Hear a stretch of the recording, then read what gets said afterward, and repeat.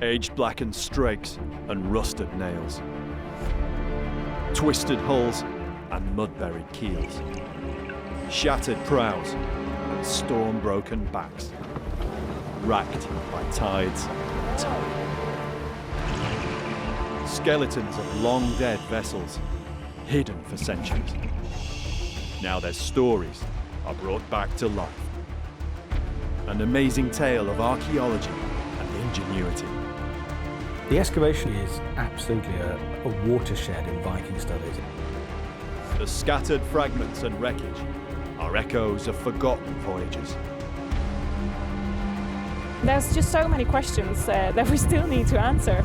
Echoes of the lost Viking fleet of Roskilde.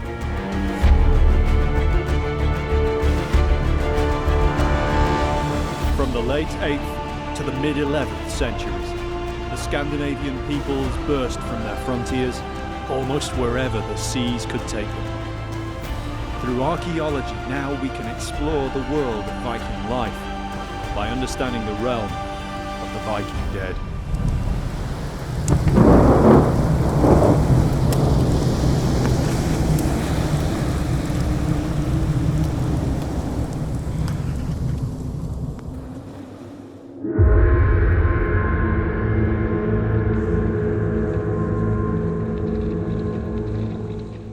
Longships.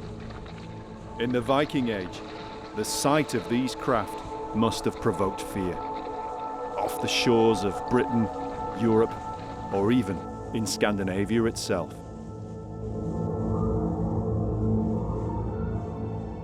Obviously, one of the things the Vikings are most known for is their ships, these amazing longships. Actually, there's lots of different kinds of them, but it is certainly true that Viking shipping technology is very good indeed, and it's getting better and better all through the centuries prior to the Viking Age and into the age of the Vikings itself.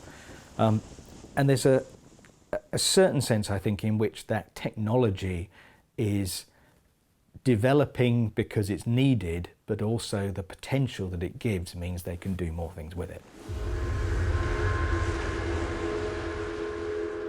Everyone in the Viking Age who lived coastal near must have known how to sail.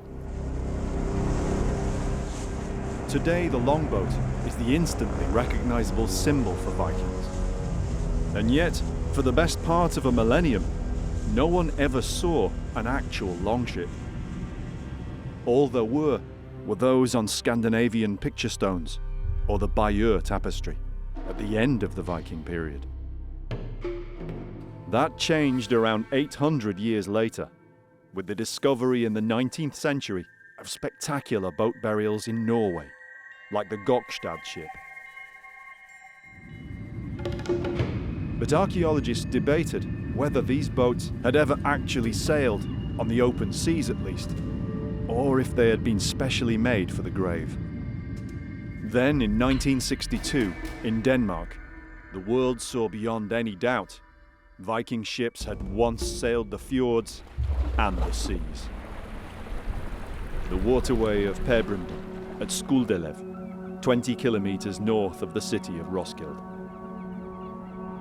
Archaeologists embarked on one of the most innovative and ambitious rescue excavations ever attempted.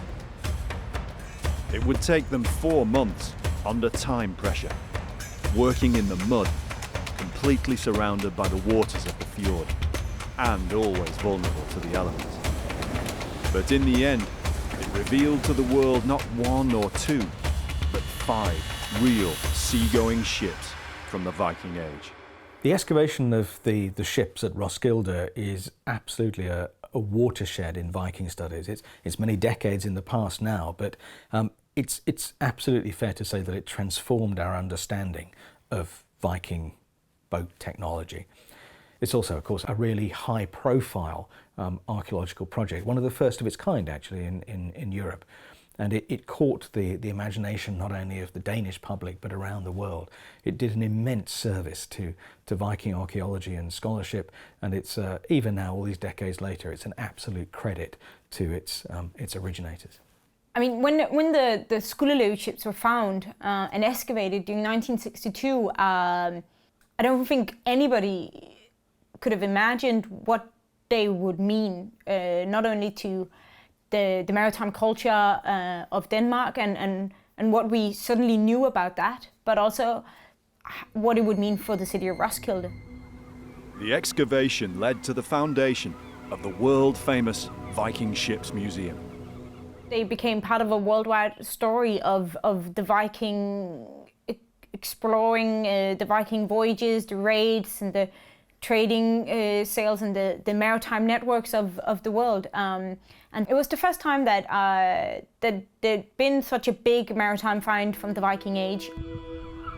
The museum researches all aspects of Scandinavian boat building, sailing, and life in the time of the great longboat fleets. In pride of place, in the Viking Ships Hall, are the most original Viking ships you can see anywhere in the world, together in one place. They're compelling for anybody interested in the Viking Age or maritime history.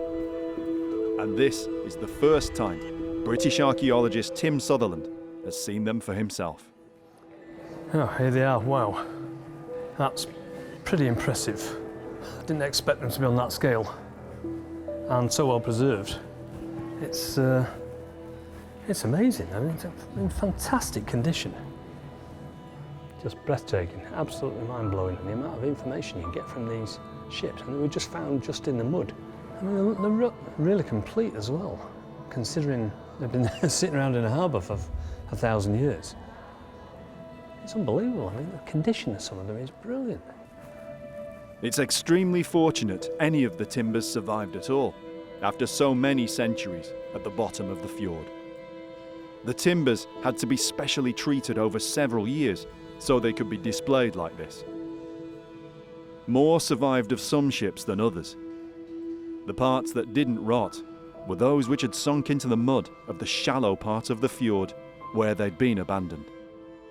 It just looks like, some of them just look like they might be 100 years old or so. You know, they're a bit rough around the edges, but considering they're 1,000 years old, and the Viking ships, I mean, finding one Viking ship at all is an incredible rarity, but considering there's 5 here, and in such good state of preservation, and different types as well. These new types of boat were among the most revealing aspects of the excavation. It gave us new kinds of ships that we'd suspected from the written sources, from the sagas. Logically, they had to be there, kind of ocean-going cargo ships, transport ships, that kind of thing. But before Roskilde, we'd really only seen the kind of classic Viking longship.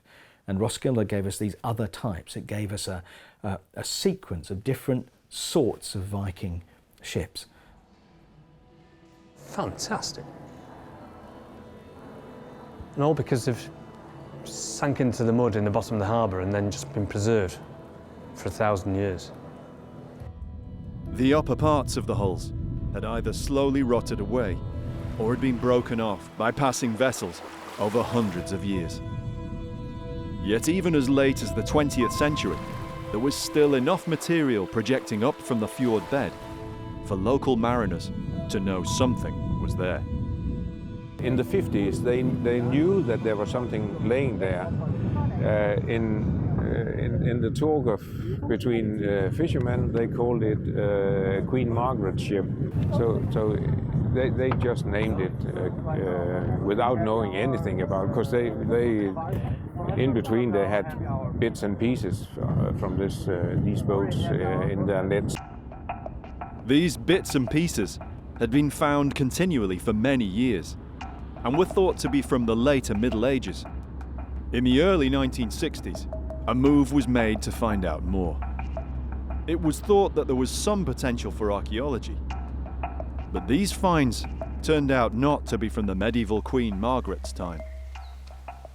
Some pieces of timber were taken up and it looked suspiciously like Viking ships. So they started to dive.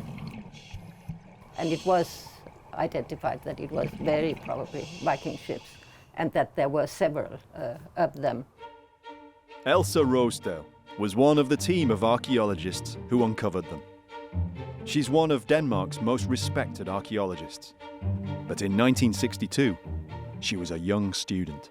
So what were your first memories of the dig? What sticks in my mind is that we were part of a very important and fascinating excavation, and there was water all around, and it was a very, so to speak, watery excavation. The main challenge was the physical problem of how to excavate the timbers from the fjord bed far out into the open water. Dig leaders Ole Krumlin Pedersen and Olaf Olsen decided to use technology developed for maritime engineering. They would build a cofferdam. So when you see there the cofferdam, Yeah. and it's quite big, isn't it? Cofferdams had been used in maritime archaeology before, but rarely on this scale. It enclosed an area almost 2 kilometres square. And though the channel in the fjord here was relatively shallow, the temporary walls still held back at least 2 metres depth of water on all sides. We were working from wooden bridges stretched across the dig. So Yeah. we were working on our stomachs or on our knees and using these water pistols to clean the space after we had, with our dirty hands, taken the mud and the shells and the stones up. The ship's hulls had been flattened by the weight of the mud over centuries. But also, they were covered with many stones, which it seemed had been used to fill and deliberately sink the boats into position.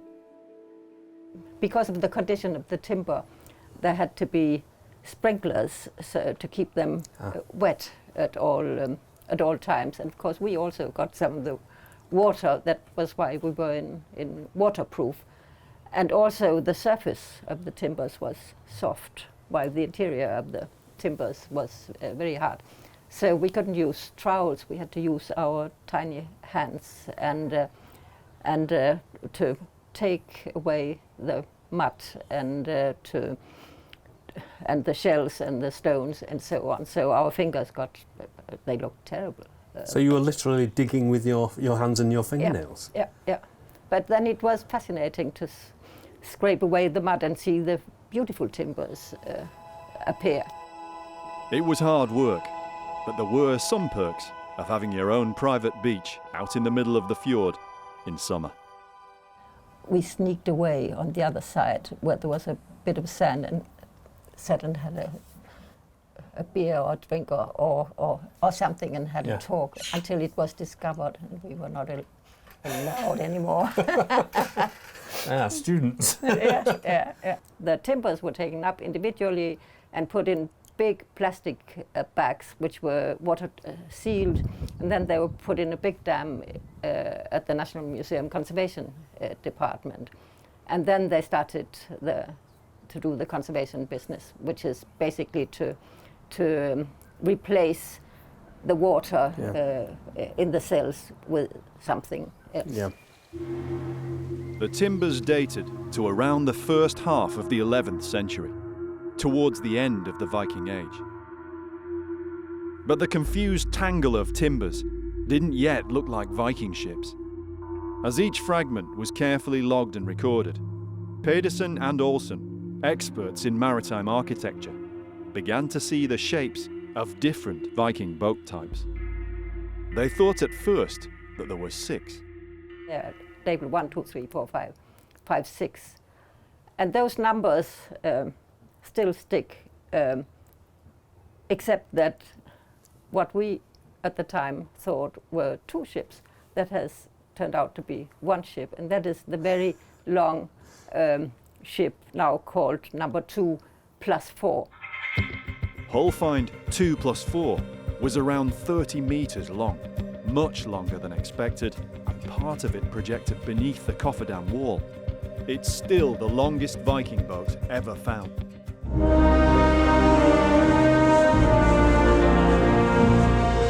Reconstructed, it sails again on Roskilde Fjord, the Sea Stallion.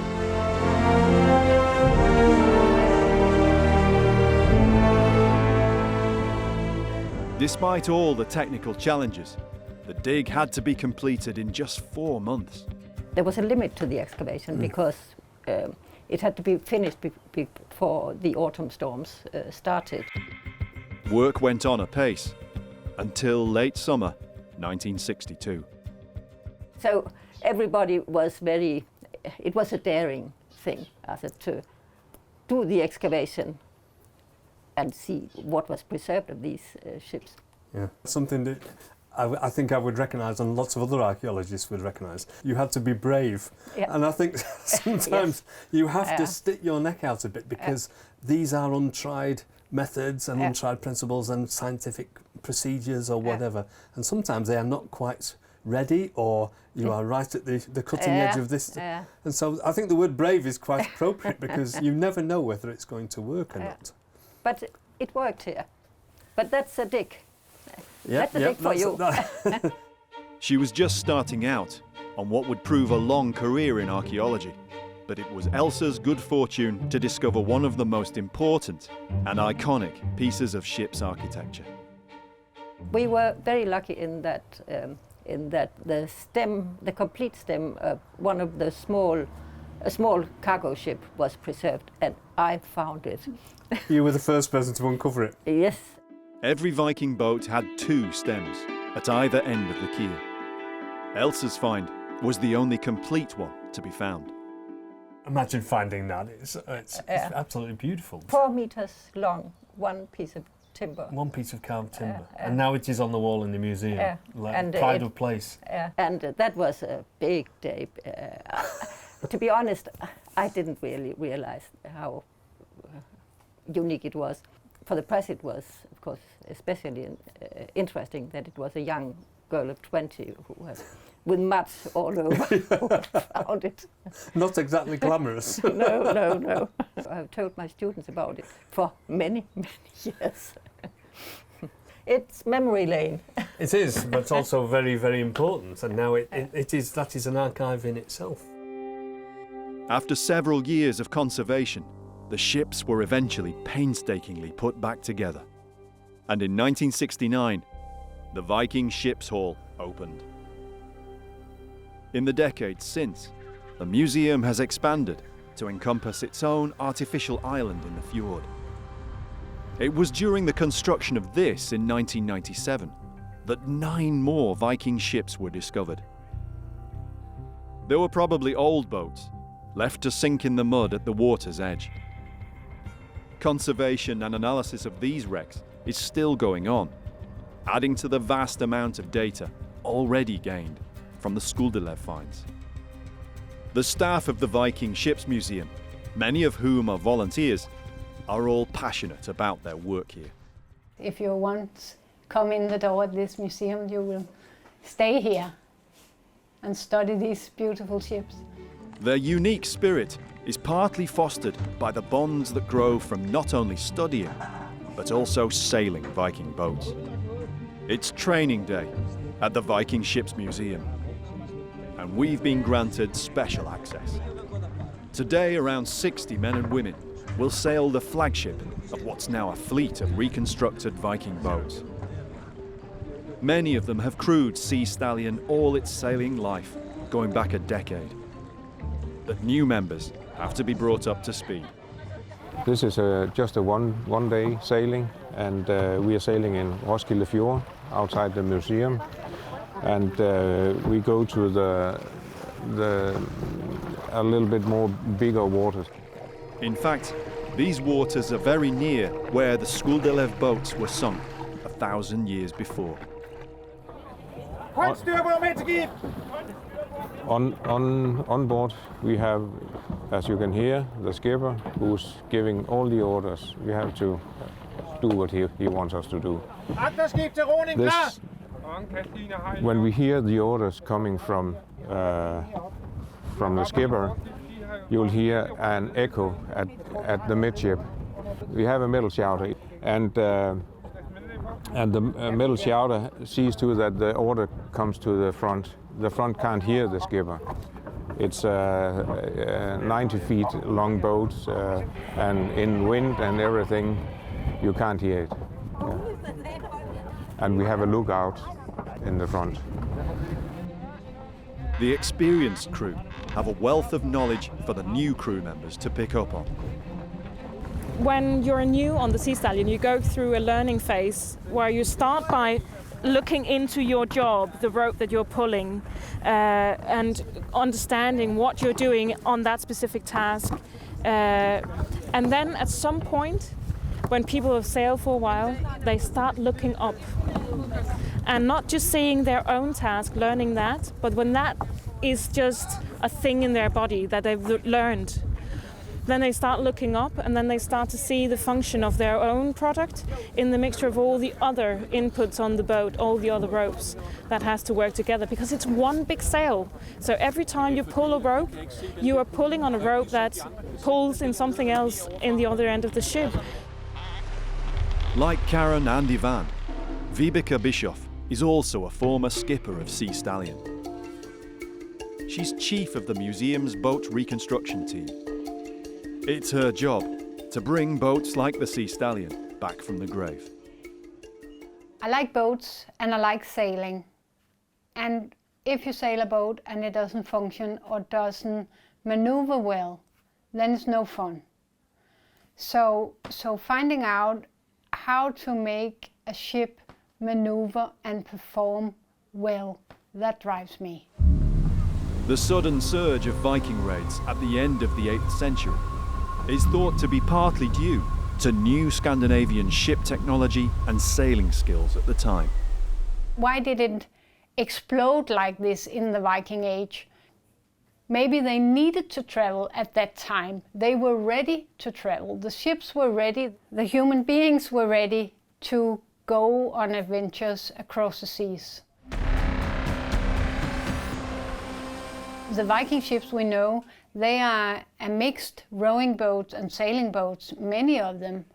They carried a large crew, and if you could sail out, you could row back if the wind dropped. If I say the Sea Stallion again, you have a crew of 60 rowers, and you need to be able to tell them what to do, and they need to be able to work together as a machine. Because a ship doesn't function in itself just because it's designed like it is. You need this crew to maneuver the sail, to propel the ships with oars, or to handle the boat correctly in order to make it move. Before this can happen, someone has to work out from the archaeology how a centuries-old Viking boat was built. In reconstruction, you need to be open-minded, because nothing is ever how you thought it would be. We want to try to get as close to the original hull form of the ship finds as possible. And of course, when you see this, there are parts missing, but that's the word reconstruction. We don't construct the ship because we don't shape them in our own view. We try to get as close as on the original hull form in order to test the sailing performance of the ship later. Vibike's a trained boat designer, but she's moved away from using only computers to reimagine Viking craft. You can present the ship finds in a book or in an article, but you don't learn anything from theoretical reconstruction or publishing in an article. You learn something when you really go all the way from the ship find through reconstruction of the hull form, through building of the full-scale reconstruction, and then sailing the ship find in its original waters, where it has originally sailed. And that is what all this research at the Viking Ship Museum is about. She begins by examining every single fragment of a hull's surviving timbers. They're photographed, scaled down, and mounted on card to create a miniature kit of parts. So what scale is this now then? 1 to 10. I always use 1 to 10 because then you don't make any mistakes of the measures. 1 meter is 10 centimeters. I can cope with that. I cut every piece from the whole find and attach them together. So can you show me how you put it into action, how you transfer that into a three-dimensional model? Yeah. As you see here, I have attached the first 4 strakes. When I begin, I drill with a 0.6 millimeter drill a hole through all the nail holes. So I'm sure when I attach them to each other, then that I have the right position. It can only go back in one position then? Yeah. The original it's position? Like if you have an orange and you peel it and you have the skin lying on the floor or the table, then if you put it back together, it will be round, even though it lies on the table flat. And it's the same with this one. So slowly you can build up the shape of the ship. On average, only about 25% of most of the recovered Roskilde and Skuldelev hulls have survived. But once Vibeke has the position of the ship's nails, even only on these known sections, she can reconstruct the missing parts. So I can say I have a hole here from the frame, and then I have to find the matching nail holes. Building a model like this is actually like reversed naval architecture, you can say. By building it, we can study their mind when they were building the ship. And the other thing that I like about this way of doing things is it's very basic. I don't want to be crude, but you can do it with your hands, and you can do it with pieces of paper or with and little... it's cheap and fast. And I still prefer it. I will go on. Yeah. The next stage is to take the reconstructed hulls from cardboard into a more solid form.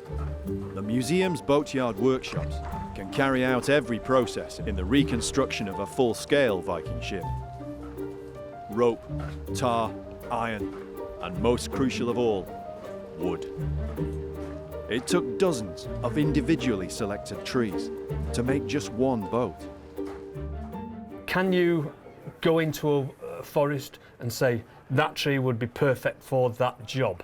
We try to find out how this tree was looking. Yeah. The size of the tree, the dimensions, the height, the length of the planks, and the quality. And then we go into the forest and look for it. Right. And sometimes we look for days and weeks because it is difficult to find.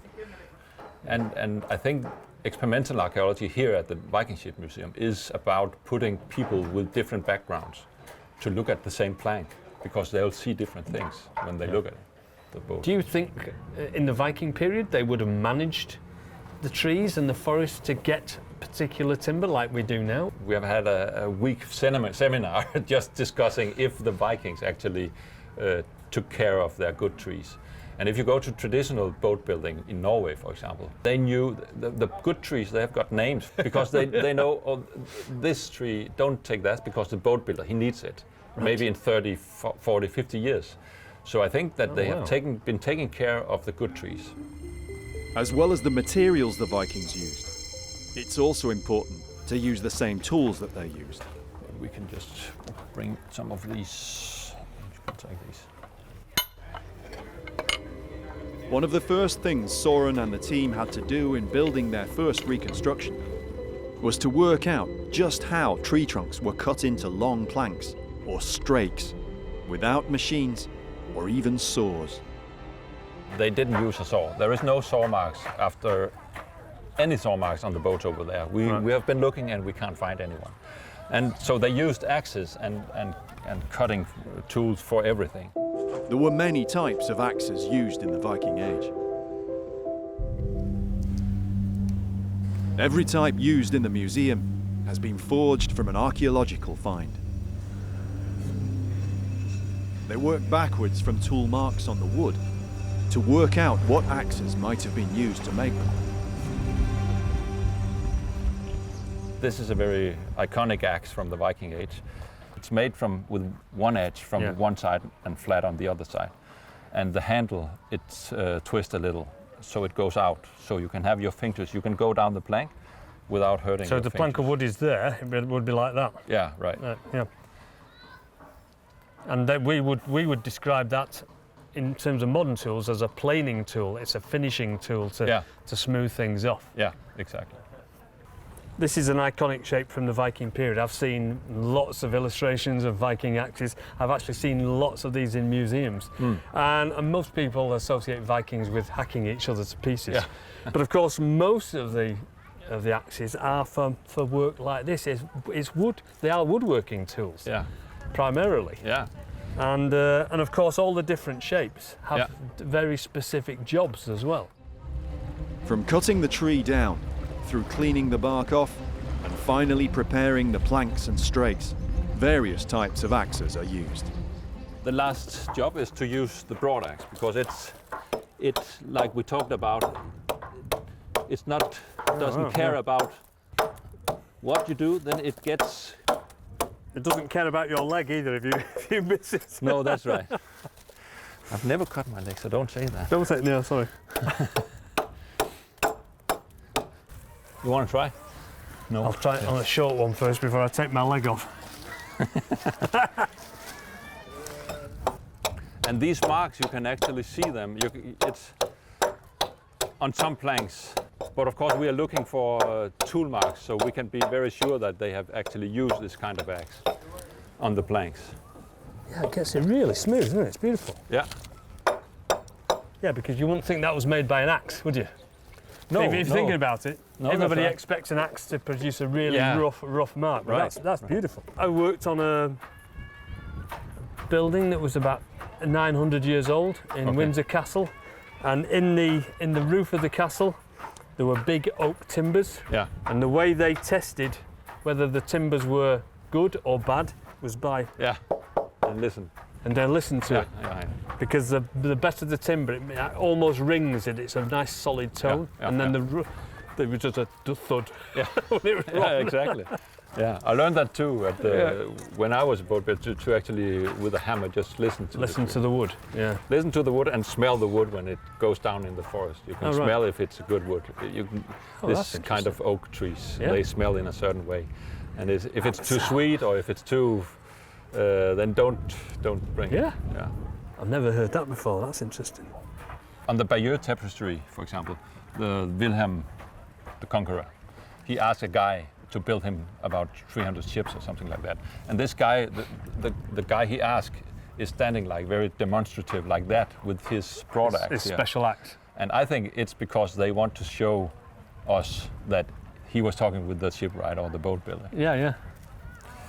Fantastic. So they were well paid at that time. Yeah.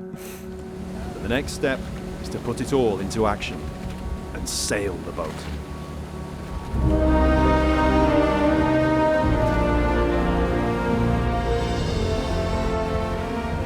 Sea Stallion has reached the open water, ready for sail training for the new crew. This is Roskilde Fjord, and in fact, we believe that this is almost how it looked in the Viking Age, but the land has raised a little bit and the waters were lowered a little bit. It's perfect waters for training this, because it's a protected area. It doesn't. Of course, the wind can come here and it gives us some challenges, but almost never high waves and so here. So it's to take out some rookies to learn. This is perfect.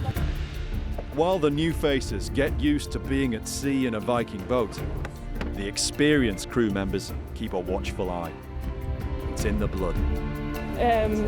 Moving around the boat, constantly keeping an eye on the trim, that's just it's a bodily thing for me. I can't sit still when I notice the boat going a bit that way. It's an irritation in my stomach if we're not lying correctly in the water. I usually say that I sail with my ass, because I feel it in my ass if we're not laying correctly in the water. If the sheet is too tight, I can feel it saying. Dendro-analysis of the wood used in the Skulderlev boats revealed that they were all probably built in different locations and at different times. Sea Stallion was built in Ireland and so certainly crossed the North Sea at least once. The ships would have sailed different waters. So in the inner waters of Denmark, the waves have a different capacity than the waves in the North Sea where the Norwegian ships would have been sailing. And the waves around the coast of Ireland and England, for example, going around Landsend into the English Channel, are completely different from that. So you need to build a boat that fits the waters and the waves that you're going out into. Sea Stallion has very particular characteristics in its design. This is a boat with room for 60 people sitting rowing. On a trading ship, you wouldn't have these many thwarts in the boat. You wouldn't have oar holes. You wouldn't be able to row it. So based on the archaeology, you could say that this is a boat for transporting troops, basically transporting men. But that's not to say that you would have been rowing the boat all the way to England or Ireland or anything. Would of course had been sailing as much as you can. Sailing the reconstructed boat gives the crew valuable insight into the logistics and planning that went into any seaborne expedition in the Viking Age. Every time the boat sails, new knowledge is gained, and all of this is fed back to the museum. But it's important to know that you can't just say, okay, I want to go to Ireland right now, so I'll sail out and then I'll be there in like, I don't know, 12 days or something.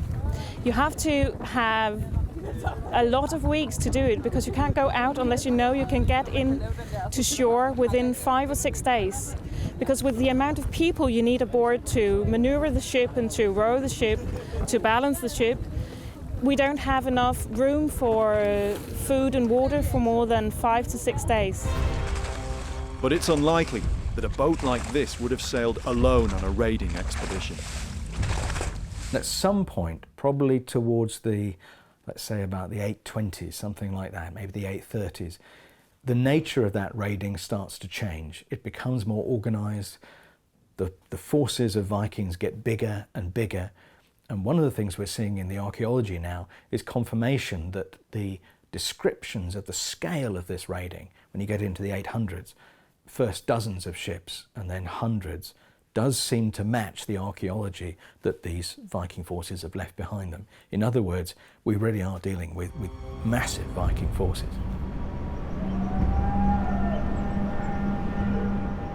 One thing is getting one ship, the Sea Stallion, over there at a specific date, at a specific point. A whole other deal is getting a whole fleet. At some points in history, it would have been maybe 200 ships. Some of them this size, some of them smaller, some of them cargo ships, and they would have been sailing so differently on the waters. And there is just a small adjustment on the rudder right now would mean that we don't get the same tacking possibilities as the next ship. So you very quickly get away from each other. So how did they communicate between the ships? How did they meet up at the same point? That's quite amazing.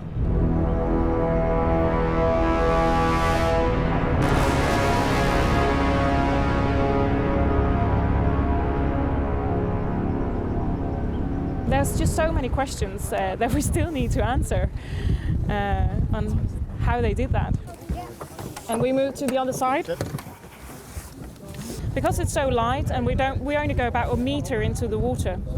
This is a boat that you can sail up on shore without it breaking or anything. So coming up to a place that you want to plunder, you could lay down the mast behind a hill or something and then come out of nowhere rowing up on shore.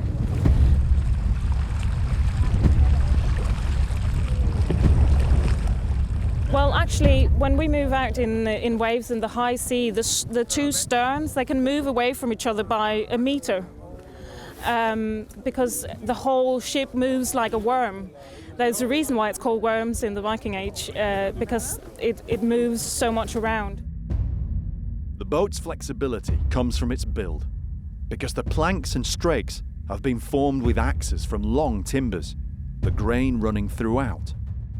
It wouldn't be as strong if they were made from many smaller, shorter sawn planks. All the time, the crew have to learn to understand what's going on instinctively, especially when the boat is under sail. As you saw before, we were leaning very much to the lee side.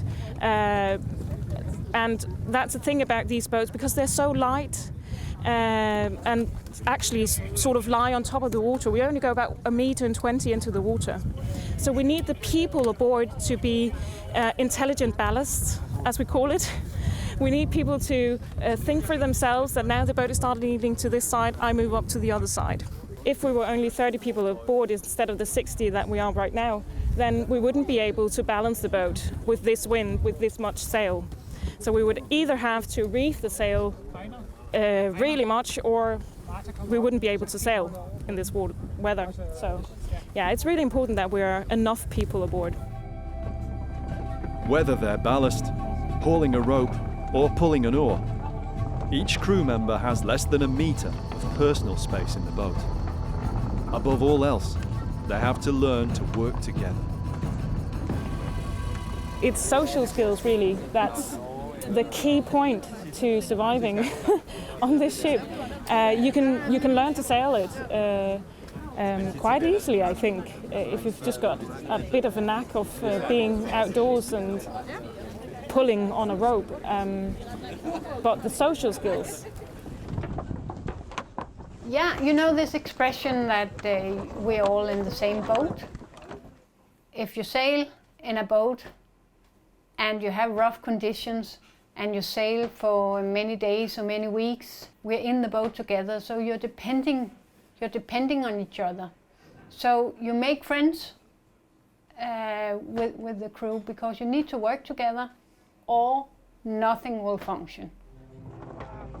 In sailing the reconstructed boat, the Viking Ships Museum team has perhaps also recreated something of the spirit that was needed to live and work aboard these vessels almost 1,000 years ago.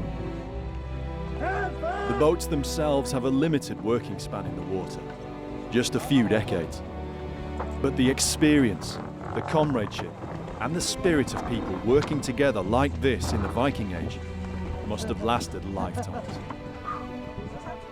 The lifetime experience of being in such a tight-knit community, the intimacy of the crew, the fun of going out into difficult situations with other people, pushing yourself, and drinking good beer in the harbour, and all that, the social world of it.